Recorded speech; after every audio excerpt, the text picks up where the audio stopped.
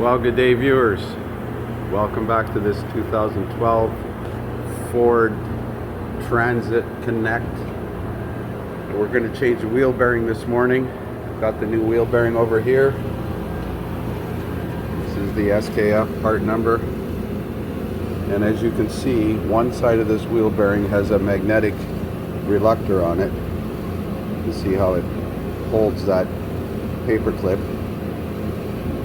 And if you put it in backwards, that magnetic reluctor has to go beside the against the wheel speed sensor. There is no magnet on the other side, so you can see that there's magnetic polarity little lines on here.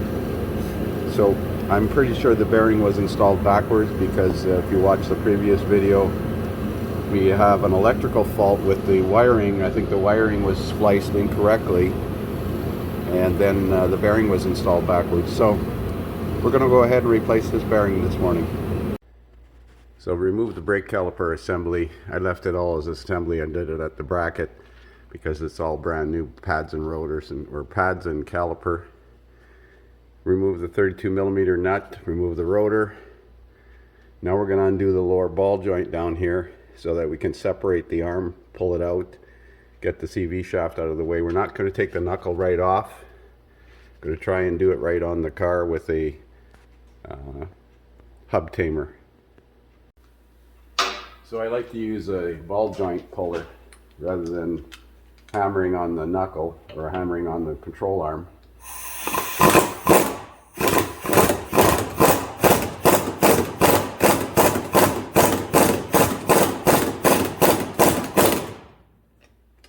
Put pressure on it and hit it with a hammer.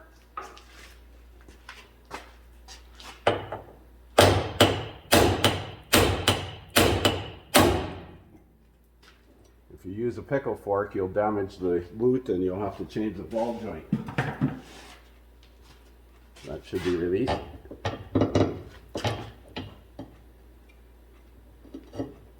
So now we can pull this out. Might have to turn the wheel to the left. Need a little bit more room. Oh, I turned it the right way.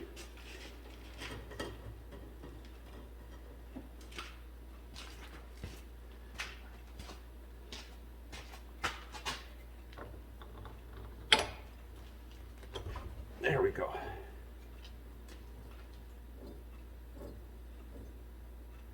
It's a little rough too. Okay, so now we'll get the puller here to pull the flange off. I'll show you how that's done.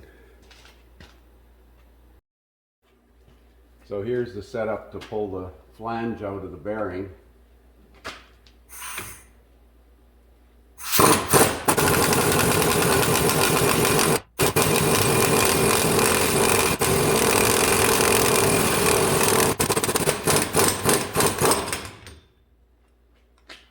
So there's the flange pulled out. Oh, it stayed together even. Yeah. Usually the bearing, the inner race usually comes out with the or without the, with the hub. So you can see the magnetic reluctor is on the outside here. Oh boy, that means I got to take the snap ring off from the inside. I was hoping there was going to be a snap ring here. So the snap ring's on the inside. This is going to be fun. So I decided to take the knuckle right off because the snap ring's on the inside, and I got to take the speed sensor out because the snap ring ends go into where the speed sensor is. I'll show you when I get it off. 15mm nut on the tie rod end. Get a couple sharp blows here with a mallet and it'll pop. And I've taken the pinch bolt out. Now we're going to try and separate the upper part of this knuckle from the strut. So you can see the ends of the snap ring go between the speed sensor goes through the ends of the snap ring. So I'm hoping I can press this out without breaking it and put some penetrating fluid in here. So I put a block of steel in here and a pair of snap ring pliers to push the sensor straight out, pushing on it straight. In fact, I'm going to leave it right there because it's, well, maybe not. I'm going to take it out. So use a cold chisel to go around the outside circumference of the snap ring like this to break the rust free. Lots of penetrating fluid. And then hammer on the end of the snap ring to break it free. You can see why I took this off the vehicle, because doing this on the vehicle would be nearly impossible. Now we're going to blow that out with some compressed air and see if we can get in there with the snap ring pliers.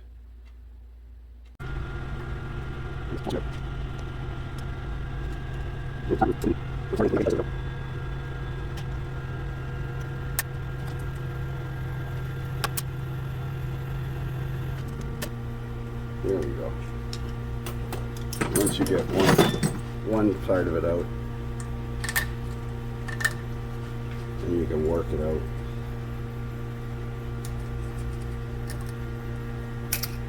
There we go.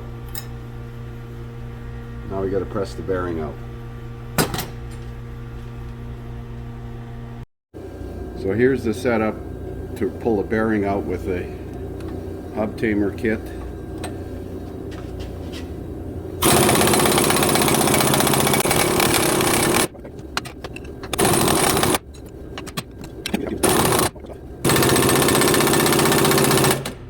Should have put some gear oil on the nut.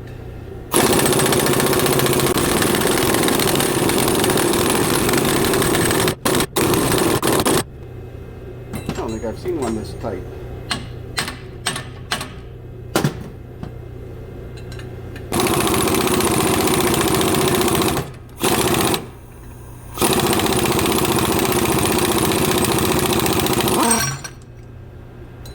Wow. That was snug.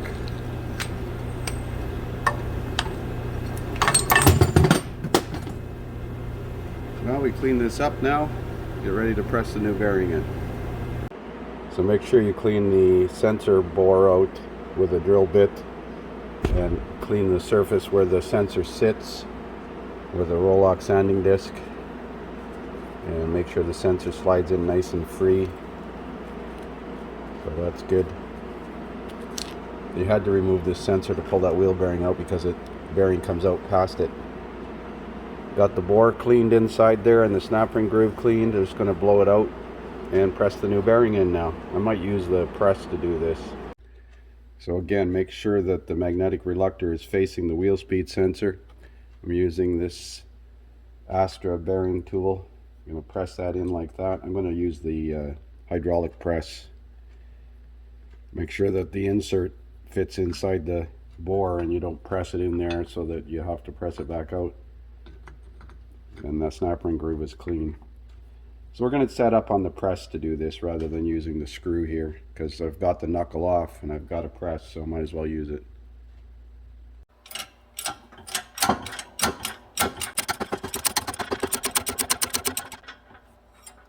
Press it in until it stops.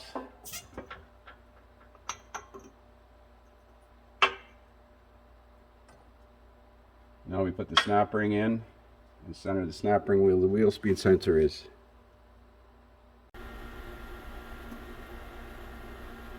So now I'm pressing the flange back on.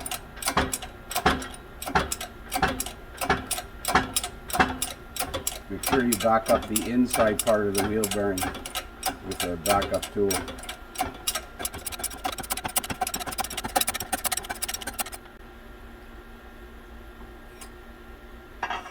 Even with 5 tons of press on there, it still turns nice and smooth.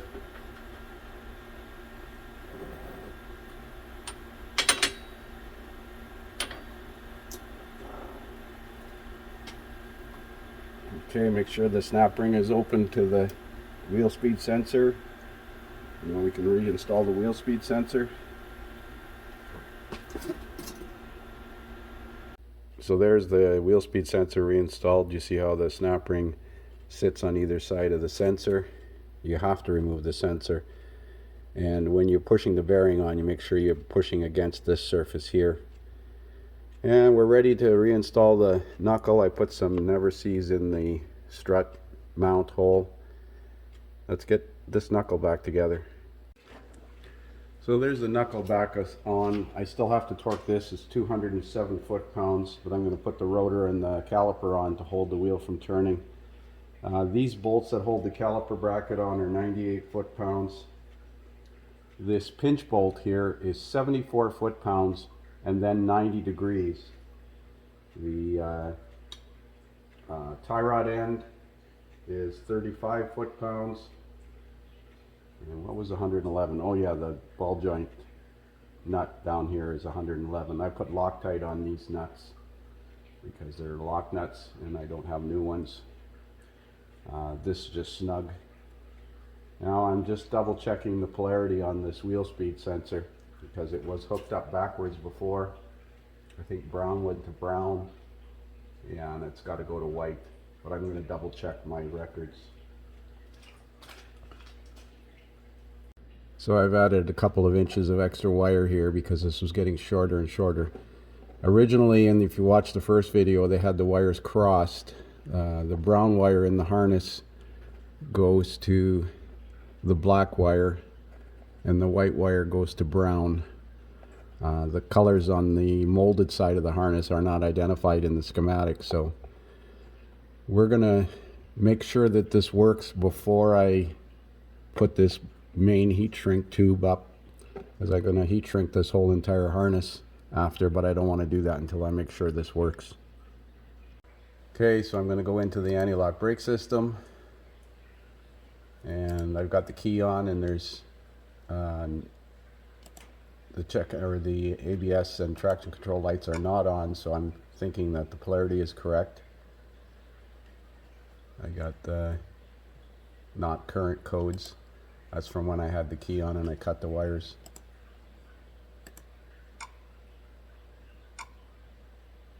Okay, let's do a key on engine off self test. Okay, so the wiring looks to be correct. Now it just remains to be seen if that speed sensor lived. So we're going to look at the front wheel speed sensor signals while we spin the front tires.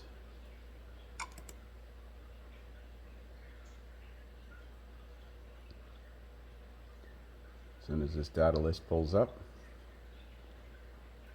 and left front wheel speed and right front wheel speed. So I'm going to spin the tires.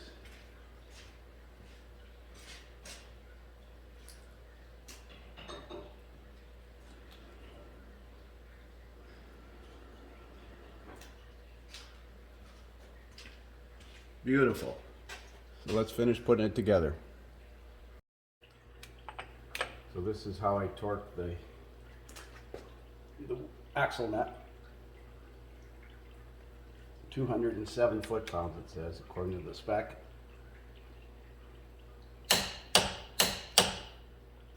You just use a screwdriver in the rotor, otherwise you have to have put the wheel on the ground. So I got the wiring harness fixed. There it is up there. I put one piece of heat shrink over all of the repair splice, secured it. So we should be good to go. Put the wheel back on and go for a road test, but I think we're going to be okay. So we're on a road test. The only warning lights on is the tire pressure sensor light. All 4 speed signals are working.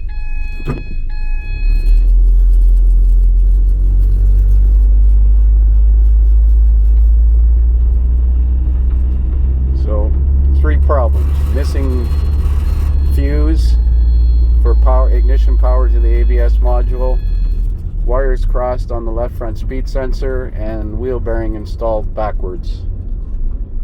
So that's it. Thanks for watching.